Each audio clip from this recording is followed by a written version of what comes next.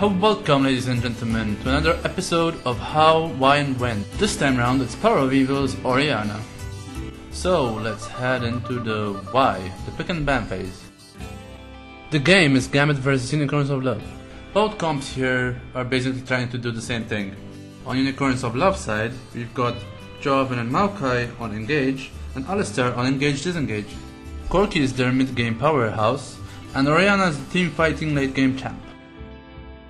On Gambit side, they have Engage with Rek'Sai, Disengage with Gragas, and Pick Potential with Ahri. They also pick their favorites with ADC, Lucian, and top laner Gangplank. The main point I want to bring up with Gambit's comp is that their main damage dealers need to come up in your face to deal damage. This really helped the Unicorns of Love, because for Orianna to do maximum damage, she needs to use her spells and auto attack at the same time. Basically, they didn't expect the Runeglaive Orianna, and they got hit where it hurts. Next up, we have the how. So, let's get to the workings of Runeglaive Orianna. What Unicorns of Love want to do is to set up for Orianna and Corki, so they peel for the carries and they CC while the carries do damage.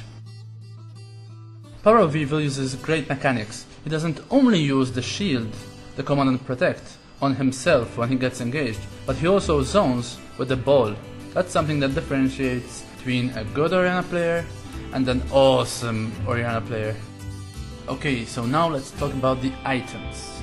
The first one gonna be the Runeglaive, of course.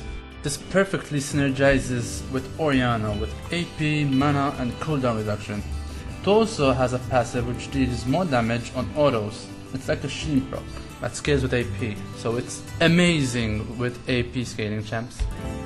Next up we have the Skirmisher Saber. It's not really picked up for the smite, but more for the challenging smite. Smiting an enemy will make Orianna deal scaling true damage on auto attacks. On top of that, she receives reduced damage from the champion she smited, so it's a win-win. Moving on, we have the Nashor's Tooth. This item got recently nerfed. They lowered the attack speed to 40%, but increased the AP, fueling the passive and of course her spells. All this together with 20% cooldown and bonus damage on hit. The last item I want to talk about is the Rylai's.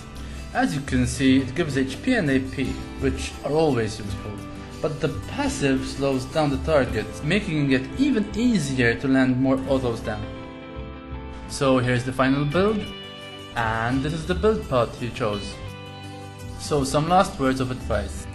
Play from the backline, proc those Sheen effects, zone with your ball, and for crying out loud, use your auto attacks. Looking at Power of Evil's final build, one can see the Ardent Crescent. It is somewhat of a utility item, which increases shields and attack speed for your allies only. The idea behind it is to shield those tanks, making them even larger and heavier.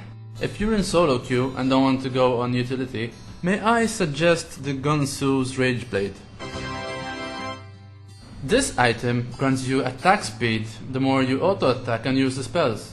Besides that, it has a passive that grants you Spell Vamp, which is awesome for carrying some solo queue. Let's end our journey with the when.